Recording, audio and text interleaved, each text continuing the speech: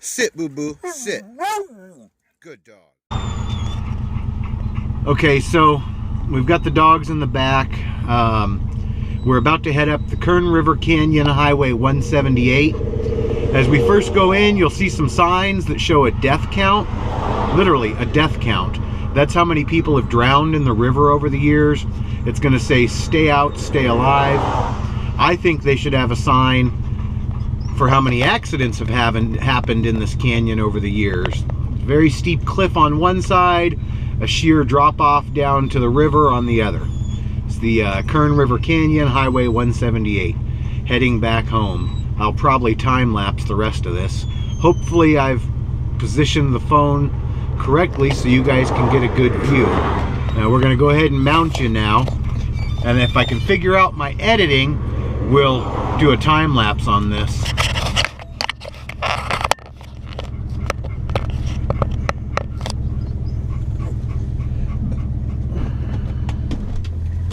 We might even play a little music so you can hear something besides the engine and the dogs barking.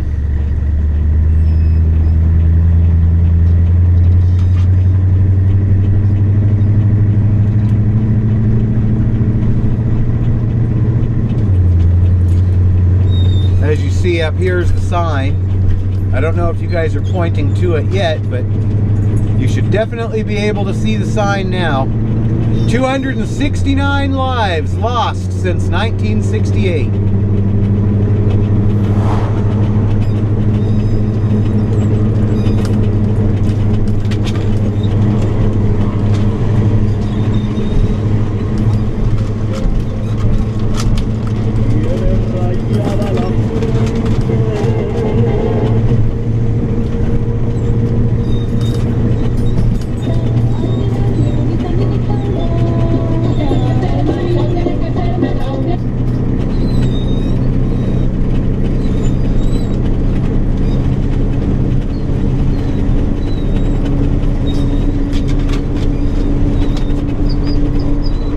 I guess there's no radio, so we're just going to concentrate on driving.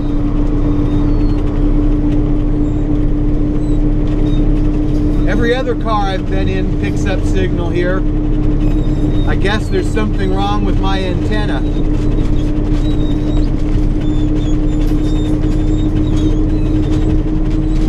And the dog's crying just makes me even more nervous.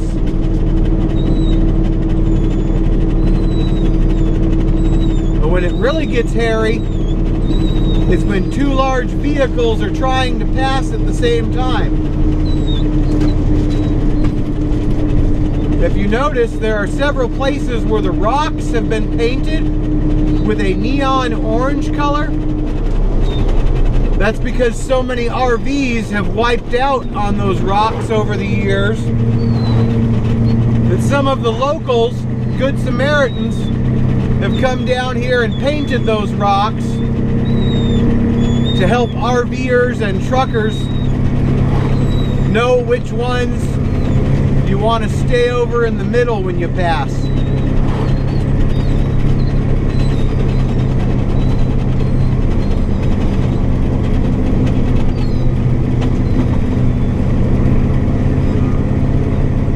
That clicking, I don't know if you heard that, I just got rid of it. That's my speedometer cable. I put some of that powder lubricant, I believe it was graphite, in there, and it seemed to help a lot, but it didn't completely solve the problem.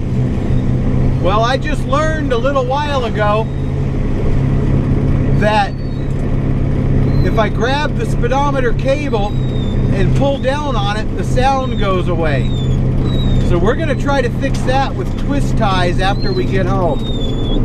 This right here is one of the most narrow parts of this entire canyon.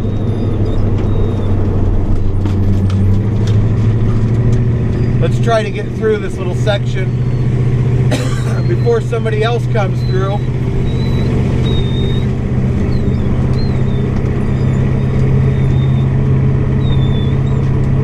Temperature gauge is holding out fine, which is good being as how I just reset the timing when I changed over to an electronic ignition. I was hoping it'd be sunnier than this because I don't have clearance lights. Well, I do, they just don't all function. So I hate to turn on my headlights until I get those fixed, because when I turn the headlights on, the clearance lights also come on. I don't know. We may turn the headlights on in a minute anyway. Better safe than dead trying to avoid a ticket. If you notice, I'm going over the line quite a bit when I can. I don't think you're ever supposed to do that, but if there's nobody in the other lane, I'm gonna do it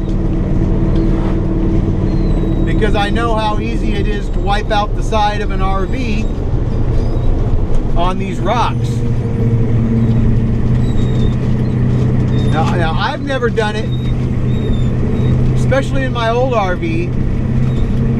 However, coming down the mountain last time, back at the very mouth of the canyon where we first entered, that's the most narrow spot. And last time when I was heading down to Bakersfield, one of my dogs jumped the gate. I didn't have it set up properly like I do now. They got up here, they were getting in my way, they distracted me, and I clipped the guardrail just the slightest bit, just enough to screw up one of the hinges on my door. Strange coincidence, that door wasn't shutting properly anyhow. It was hanging too low, and so when I wanted to engage the locks, I would have to lift up on the door. When we hit that guardrail, it pushed the door over just enough that now it almost lines up perfectly. So I guess that was kind of a happy accident. I don't know.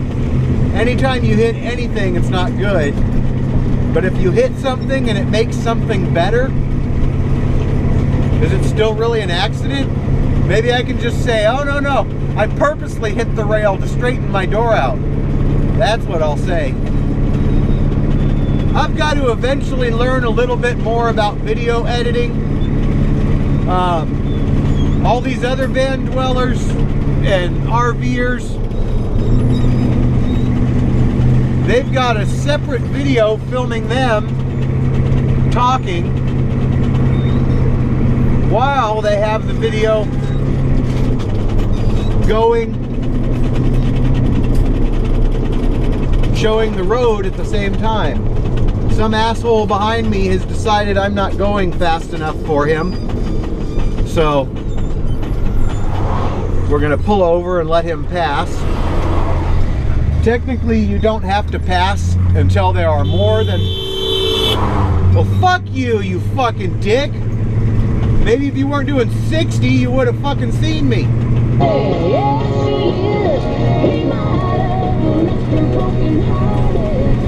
Anything more than 2 cars, you're supposed to pull over.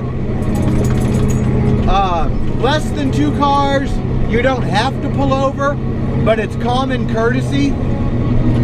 I've driven this plenty of times in a little sports car where I can maintain 60 the entire way through it, and nothing pisses me off more than getting stuck behind somebody who's doing what I'm doing right now, driving 40 miles an hour.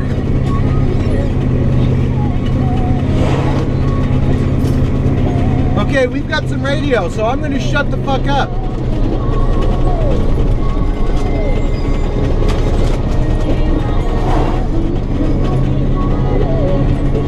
Sorry, it's country. That's the only station we have up in Lake Isabella.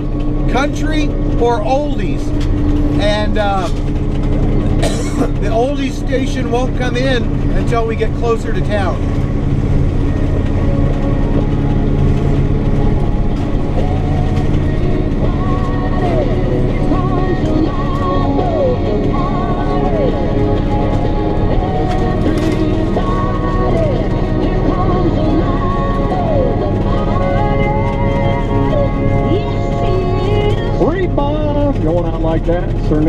KUZZ.com. Barber Honda, thank you. Front row seats for Crystal Palace show coming up for the sold-out show, by the way. April 11th, Sturgill Simpson. A trip to the 50th annual ACM Awards in Dallas. That's why it's there. It's going to be a big celebration this year thanks to EMI Records Nashville. If you sign up online, you might be there. And our buddies down the street at DC's RV Center have put up some tickets to the Stagecoach Music Festival for you to win. You want them? Get online. Sign up now at KUZZ.com. When you think of McKee Electric, you think commercial and industrial electricians.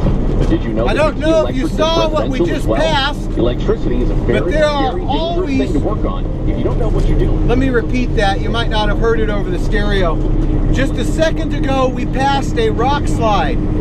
This road was closed for several hours yesterday while they cleaned up the rock slide. Just about any time that there is a serious rain, or even a serious rain for California, this entire canyon goes into a rock slide hazard zone. There have been times where they've had rocks so large come through here that it's taken them 2 weeks to destroy the rock and move it out of the way. Back to our previously playing audio track, local country station.